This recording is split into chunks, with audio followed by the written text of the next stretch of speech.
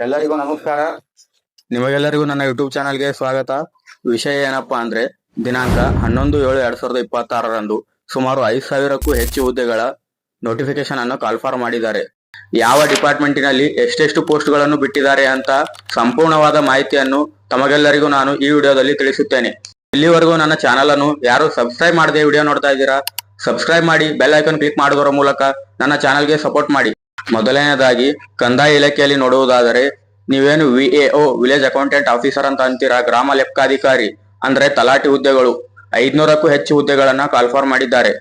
ಅದೇ ರೀತಿ ಕ್ರೈಸ್ ಡಿಪಾರ್ಟ್ಮೆಂಟ್ ನಲ್ಲಿ ನೋಡುವುದಾದ್ರೆ, ಅಂದ್ರೆ ಸಮಾಜ ಕಲ್ಯಾಣ ಇಲಾಖೆಯಲ್ಲಿ ಕ್ರೈಸ್ ಅಂದರೆ Karnataka residential educational institution of ಸೊಸೈಟಿಯಲ್ಲಿ ಟೀಚರ್ ಪೋಸ್ಟ್ಗಳು ಬಂದ್ಬಿಟ್ಟು 1087 ಕಾಲ್ಫಾರ್ ಮಾಡಿದ್ದಾರೆ.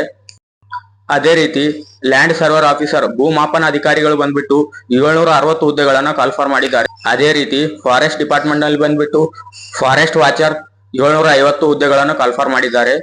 ಅದೇ ರೀತಿ ಕರ್ನಾಟಕ ರಾಜ್ಯ ಪೊಲೀಸ್ ಇಲಾಖೆಯಲ್ಲಿ ಕಾನ್ಸ್ಟೇಬಲ್ಗಳು ಮತ್ತು ಇತರೆ ಪೋಸ್ಟ್ಗಳು ಸೇರ್ಬಿಟ್ಟು 1500ಕ್ಕೂ ಹೆಚ್ಚು ಪೋಸ್ಟ್ಗಳನ್ನ ಕಾಲ್ಫಾರ್ ಮಾಡಿದ್ದಾರೆ.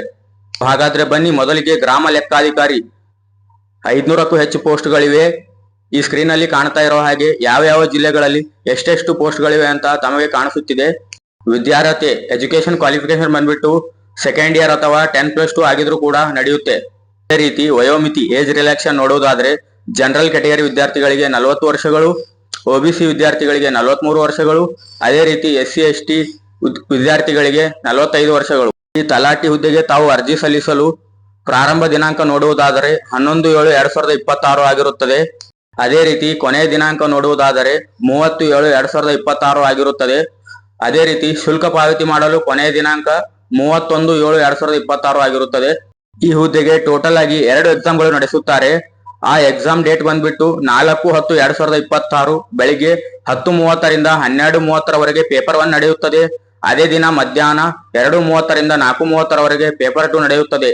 ಅದೇ ರೀತಿ ಈ ಒಂದು ಹುದ್ದೆಗೆ ಅರ್ಜಿ ಸಲ್ಲಿಸಲು ಅರ್ಜಿ ಶುಲ್ಕ ನೋಡುವುದಾದರೆ, OBC ವಿದ್ಯಾರ್ಥಿಗಳಿಗೆ 750 ರೂಪಾಯಿಗಳು, SC/ST ವಿದ್ಯಾರ್ಥಿಗಳಿಗೆ 500 ರೂಪಾಯಿಗಳು ಮತ್ತು ಹ್ಯಾಂಡಿಕ್ಯಾಪ್ಟ್ ವಿದ್ಯಾರ್ಥಿಗಳಿಗೆ 250 ಇರುತ್ತದೆ.